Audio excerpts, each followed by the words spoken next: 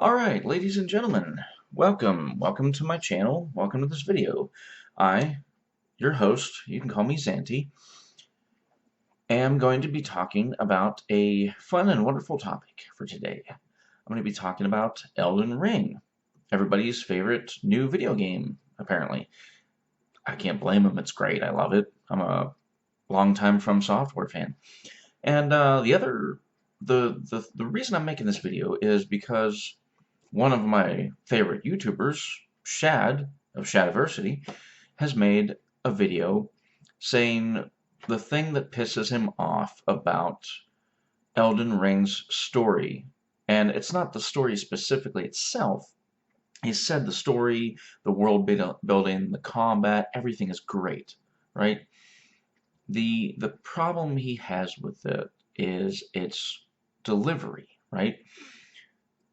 The the the way in which Miyazaki and the rest of the crew at From Software have chosen to deliver the story to the fans, the people playing the game, is essentially flawed. It's objectively flawed.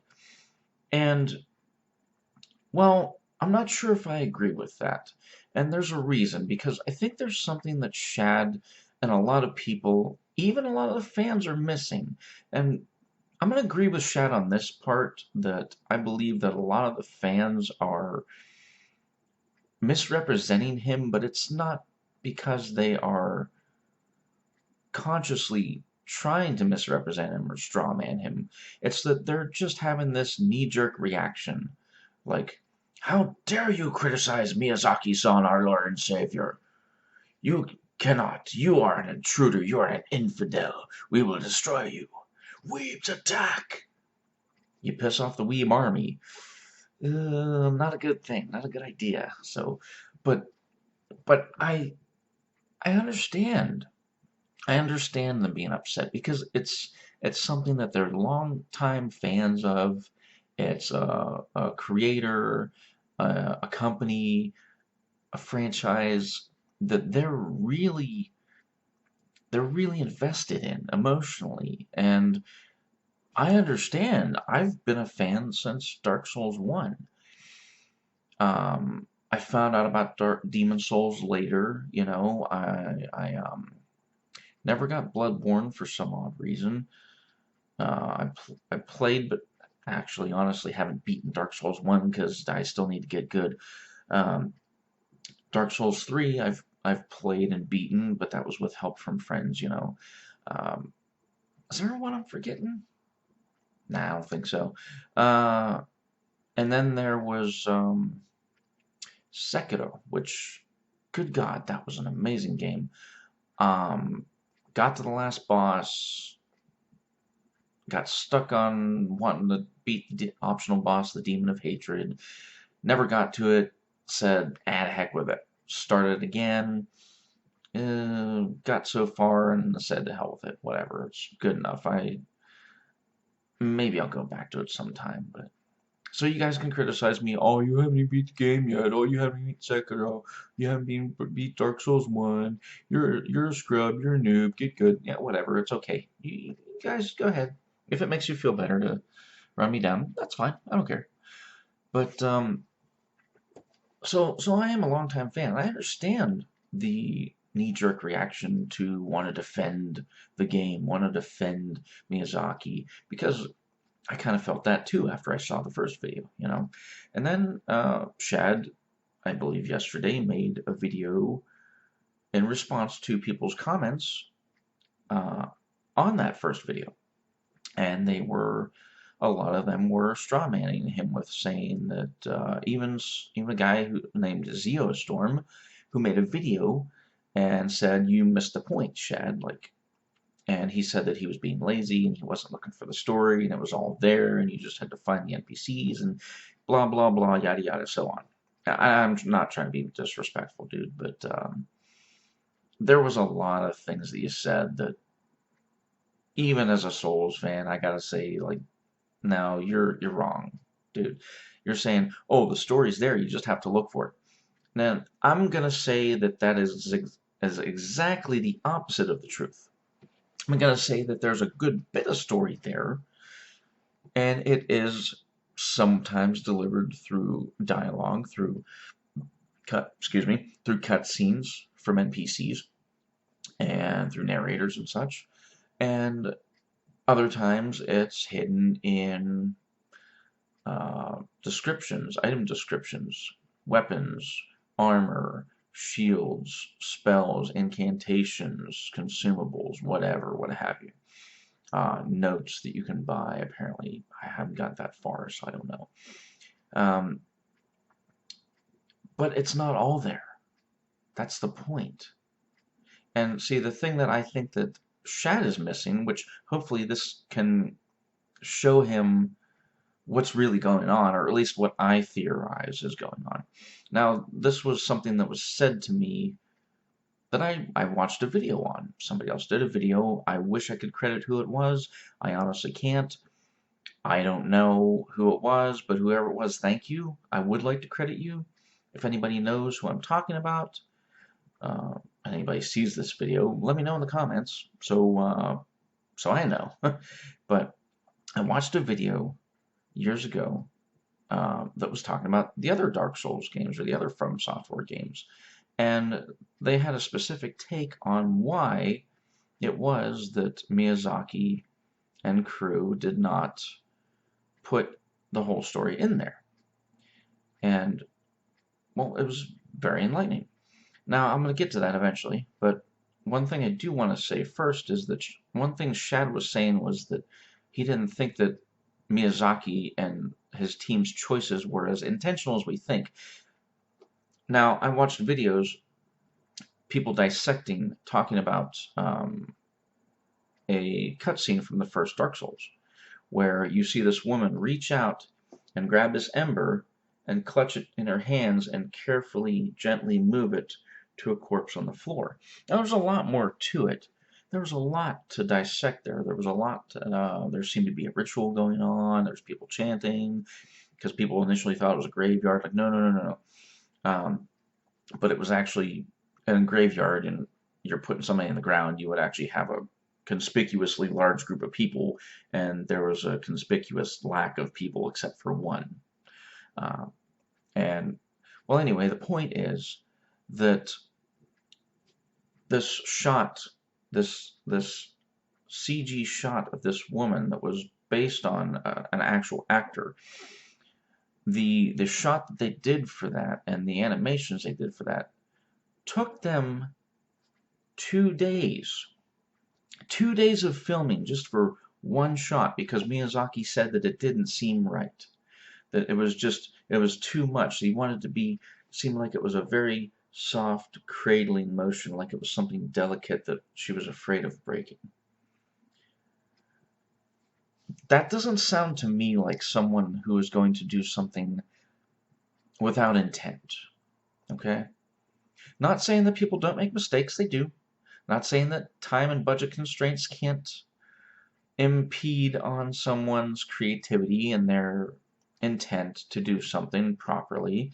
Just look at Dark Souls 1 and Lost Izalith. That was a lot of copy pasta nonsense that kind of was just a disappointment, and is really even more disappointing when the remaster was done recently and that wasn't fixed. So I guess they just didn't want to stray too far from the original vision. Maybe they didn't have the same inspiration that they had when they initially made the game, so they thought, well, it wouldn't be right to change it now with our current interpretation of it when it might be too different or divergent from the original interpretation that we had. I don't know. I'm not them. I can't say. But so mistakes do happen, and things are done occasionally that, well, maybe don't make sense. But when you look at it the proper way, time, budget constraints, you just got to get the damn thing done. Sometimes things slip through the cracks, you know? People do make mistakes. We're all human. I'm human. You guys are human. Shad's human. Miyazaki's human.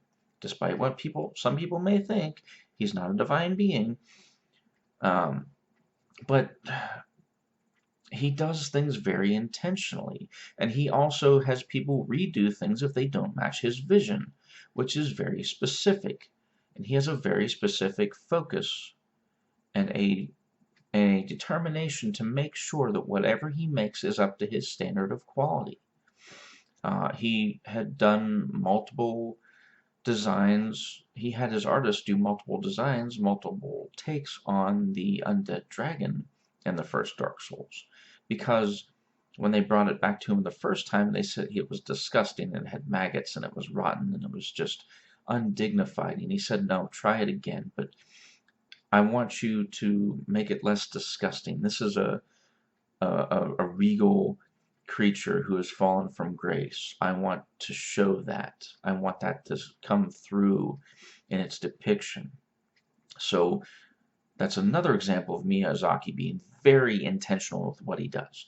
A third example, and it's Sekiro, which was a side project, believe it or not, because they started work on Elden Ring pretty soon after they were done with Sekiro, or maybe Dark Souls 3. I'm not exactly 100% sure.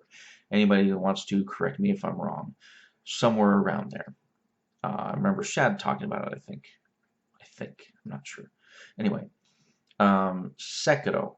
When you play the game and you go into a dark area, Sekiro has an ability, I think it's Cat's Eye, something along those lines, Night Eye, something, where he will be able to see in the dark. And the area kind of lights up. You know, it's an artificial effect. It wouldn't really happen. But it's to tell you, hey, it's dark. You shouldn't be able to see in here. But he can, right? So therefore you can. Well, people when playing the game, just goofing around, decided to look at the character. And they got a really close look at the character. And they realized that when the character moves into darkness, his eye fades from a normal pupil to a cat's pupil, a slit. Now, that's a very small, very minute detail that most people probably wouldn't even notice. So, yes, Miyazaki is very intentional with what he does. And another thing, Shad is saying, oh, well, you know, he has this idea that you have to have the whole entire story laid out for you. And that's just not the way Miyazaki and crew do it. Said, well, why would they have this there if people were going to miss it? I'll give you an example of them not caring about people missing things. Or at least making it so that when you discover that thing, it makes it more special because they didn't lead you by the nose to it. In Dark Souls 1, there is an entire area called Ash Lake. If you want to find out about it, Shad or anybody else, look it up. It's an amazing area that has some really heavy lore implications for the characters and creatures that you find there. There's actually a quest that ends there that's very pivotal to the story, or at least it's a very moving story in and of itself. And this area is hidden behind not one, but two illusory walls.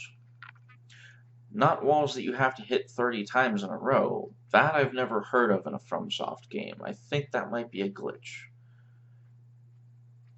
Anyway, this whole entire area, this beautiful, mesmerizing area with a boss battle and a covenant that you could join that has lore implications, and you know all these things, these creatures that are there, they're fitting for the setting. And they're found in other places too, which kind of gives you some context on what's going on with the story. These are all hidden behind two illusory walls. You break down one illusory wall, you think, oh, there's a chest there. Cool, I found a secret. And a lot of people, if they even found that, would go, okay, I found what I was looking for, and turn away. But just on the off chance that somebody happened to roll or attack, maybe just for the hell of it or accidentally, behind that chest, they would open up another illusory wall that would take them down into the Ash Lake. Now, that's the thing that a lot of people like about From Software, is that they're not afraid to hide things. things that they've spent a lot of time and effort working on, that have a lot of important implications to a story or the story, as it were. So when you're saying you're frustrated because of the fact that they're not giving you a little bit more of the story, or they're making it so difficult to find the story, that's, I'm sorry, but that's just the way it is. You know, a lot of people are saying if you've never played a From Software game before, then, well, obviously, maybe you should look into it because this is how they do things. The same with the NPC's delivery of the dialogue. A lot of the times, it's people have noticed that it seems like the characters are in kind of a dreamlike state, like they're speaking in riddles, and the way they're delivering the dialogue, and a lot of the characters, most of them actually laughing after each interaction, seems like there's something off. There's something not right. That like these are dream characters or something, and they're just maybe having a laugh at the fact that you're asleep and you haven't woken up yet. Well, that's just me spouting out stream of consciousness stuff right now. I'm not saying that anybody's actually said that, but I'm kind of going with what I got, you know. So now, like I said before, there's a damn good reason why Miyazaki does things the way he does. And I'm going to give you a perfect example, okay? If you're trying to tell someone, if you're filling out a police report, you're going to want to give an accurate depiction of what happened, right? I'm not going to say that it's actually going to be accurate, but if you're doing anything official like that, a police report, a presentation, anything like that, anything that requires precision, that would be akin to, story-wise, that would be akin to something like a blueprint or a diagram, right?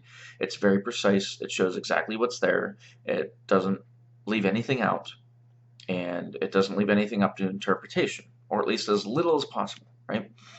And then let's say you have your normal story that would be like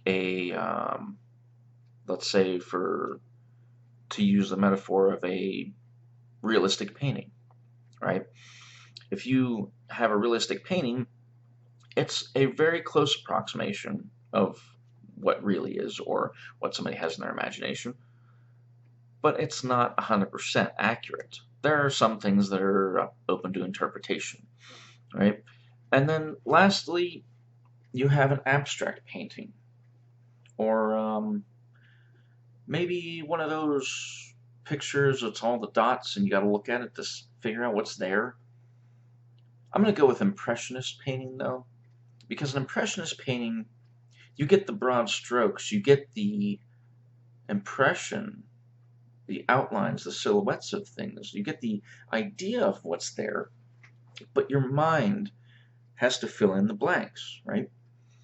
So when you fill in the blanks with your mind instead of with facts, you come up with your own interpretation of it. And this is exactly what Miyazaki is trying to do. He's encouraging people to come up with their own interpretation, right? What do you think the story is? Now, he could come right out and say, this is what the story is in my head. This is my story. But he doesn't want it just to be his story. He wants it to be our story. Everybody who plays the game plays it differently. Everybody who looks at the lore looks at it differently. Everybody who sees these clues and hints thinks about them differently, if they think about them at all, right? So his idea, from what I understand, is to let you come up with your own interpretation of it. Because he has been quoted as saying, when asked about, is there a canon story for your games, such as Dark Souls, he has said, yes, there is. I know the story, but I'm not going to give you all of it. And I'm going to assume here, from what other people have said, that seems to agree with my own logic and reason that this is because, well, one, he knows not everybody's going to agree on anything. Everybody can't agree on one thing, right? Everybody has their own ideas, their own interpretation, their own beliefs, right? So, one, he's not going to get everybody to agree what the story is, so why try? Two, he's giving us the freedom. He's trusting us to have the intelligence to be able to interpret the story in an intelligent way. Three, people say that the story isn't being spoon-fed to you. I would say more likely that it's not being shoved down your throat. Because you said, well, if you want to make a game that's just about gameplay, just make a game that's about gameplay. Don't have a story. But it's not just about gameplay for everybody. But it can be. So if you want to play a game that's just about gameplay, but has some kind of story, there's a light story there. There's a light little bit, there's a framework of a story, right? And for some people, that's enough. For others, that's not quite enough. So they're like, oh, I want to know what this person's about and why they did that to this guy and what this group, what's their deal, you know?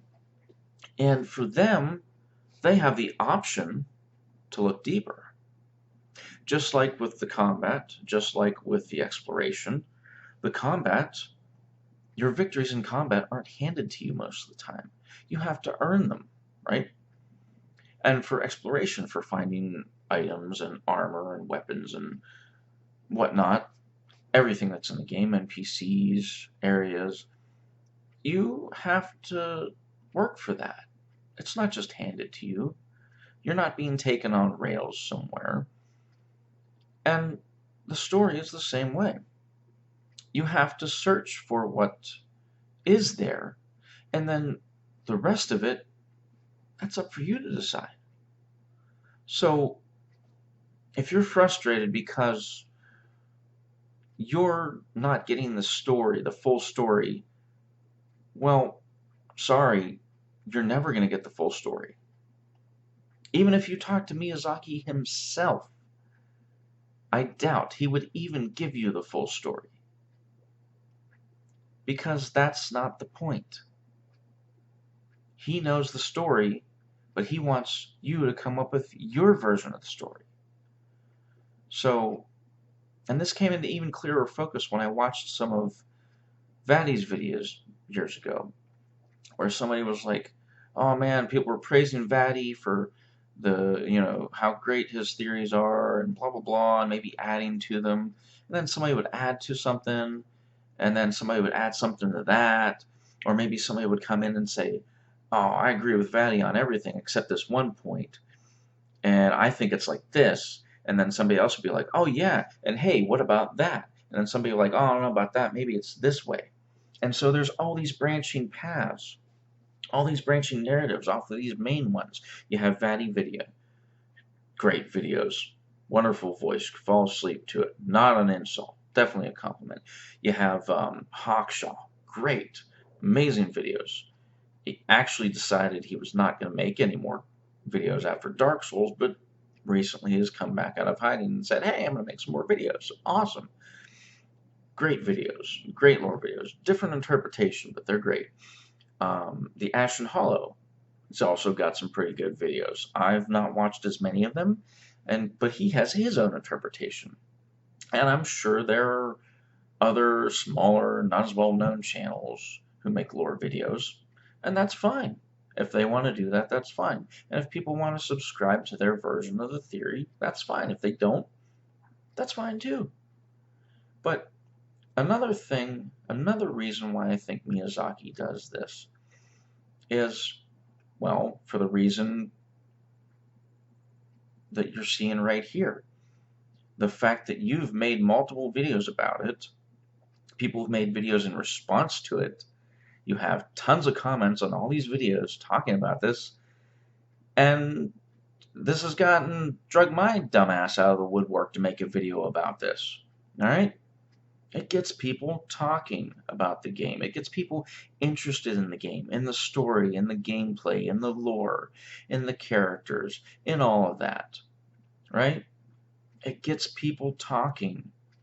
And as another YouTuber said, Ratatasker, I couldn't exactly tell you how to spell it, but if you look up Elden Ring does not want you to find all its secrets, something along those lines. That's the video he made. And it took me a little while to understand what he was talking about after I'd watched the video. And what he said, what he's basically saying is Elden Ring doesn't want you specifically to find everything, but it does want you as a group, the people playing the game, to find everything. But it goes along with the idea that not everybody plays the game the same. Not everybody explores in the same way. Hell, myself, I've made 3 different characters since I got the game. My first character, I found some things cool. I decided, I'm not sure I like this character. I want to try a second character. I started out with the thief. Then I went with the warrior, I think, with the 2 blades and the blue ruby get-up thing. Yeah, and I found other things that I didn't find with the thief, with the first character. And then I kind of got hung up with that, and I said, you know what, people said the samurai is the best starting class for a beginner, so I went with samurai, third try. And while there was some overlap with all of them, there are some places that I definitely found different sites of grace and whatnot, beginning areas. And each one of them, me as an individual person playing 3 different characters, found things on each character that the other didn't. There was some overlap, and there were some secrets that I found that, or off the beaten path kind of things that were not signposted. And there were some of them that I'd found on both characters. But more often than not, there were things I found on one character that I could not find on the other one. And that's okay. Maybe I'll eventually find those things. If I decide to really look into it, I could probably do it. Maybe if I just look more carefully at the map, because there's a lot more information in the map than you think. Just because it's hand-drawn doesn't mean there's not some consistent symbolism there to guide you. It's just not written out in a convenient little key that tells you what everything is. It's left to you to find out. So, with all that said, hopefully this can give you an idea of what I and many others, or at least a few others, believe that Miyazaki and From Software are trying to achieve with their stories. And hopefully this is a compelling enough argument to maybe get you to rethink the way you're looking at it. Maybe look at it with a slightly different lens. So, there you go. This is me, Zanti Shadywalker, signing off. Y'all have a great day, and praise the